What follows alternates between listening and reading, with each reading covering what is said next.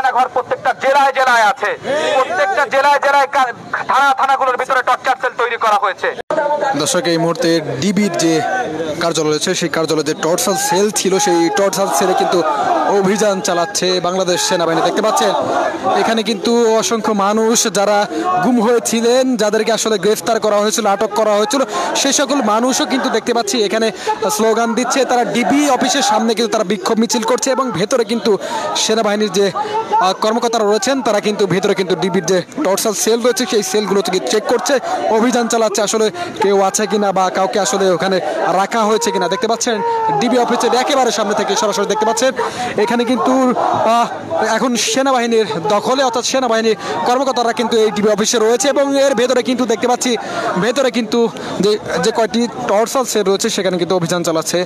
আর দেখতে পাচ্ছেন একটু যদি দেখা, এটি ডিবি অফিস এবং ডিবি অফিসের গেটে কিন্তু একেবারে প্রধান ফটকে কিন্তু যারা আটক ছিলেন, যারা টর্চার সেলে নির্যাতিত হয়েছেন তারা কিন্তু এখানে বসে তারাও দেখতে পাচ্ছি আমরা তারা বিক্ষোভ মিছিল করছে, তারা তাদের আবেদনগুলো জানাচ্ছে এবং এই মুহূর্তে ডিবির যে টর্চার সেল রয়েছে সেখানে কিন্তু সেনাবাহিনীর কর্মকর্তারা কিন্তু তারা কিন্তু অভিযান চালাচ্ছে। ভেতরের কি পরিবেশ এবং সেই টর্চার সেলে যারা আসলে ভুক্তভোগী তারা কিন্তু দেখতে পাচ্ছেন এখানে বিক্ষোভ মিছিল করছে, অবস্থান কর্মসূচি করছে, তারা বসে বসে একটু তাদের কথা শুনবো। মিডিয়ায় একটা দুইটা আয়নাঘরের কথা আছে, এরকম আয়নাঘর প্রত্যেকটা জেলায় জেলায় আছে, প্রত্যেকটা জেলায় জেলায় থানাগুলোর ভিতরে টর্চার সেল তৈরি করা হয়েছে।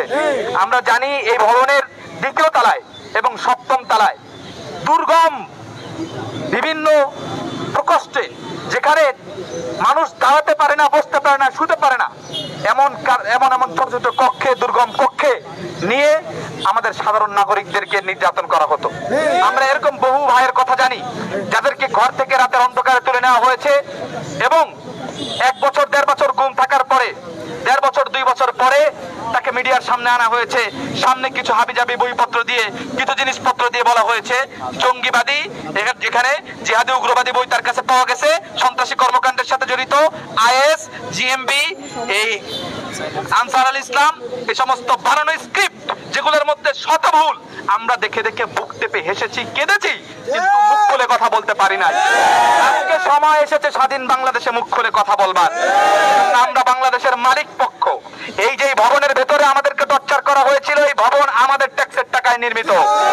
আমাদের ট্যাক্সের টাকায় নির্মিত ভবনের ভিতরে আমাদেরকে অত্যাচার করা হতে পারে না। আমরা এটাকে মানব না।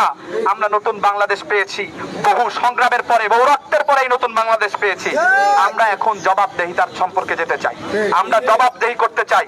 বাংলাদেশের মালিক পক্ষ জানতে চায় তার টাকায় গড়া ভবনের ভেতরে কাকে কাকে নির্যাতন করা হয়েছে, কিভাবে নির্যাতন করা হয়েছে।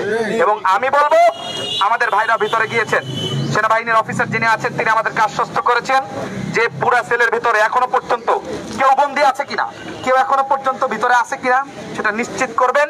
এবং মিডিয়ার ক্যামেরা আছে, মিডিয়া সেখান থেকে ভিডিও করে মানুষের সামনে উপস্থাপন করবে। বাংলাদেশের মানুষ জানতে পারবে যে আসলে হারুনের ভাতের হোটেলের বাস্তবতাটা কি ছিল।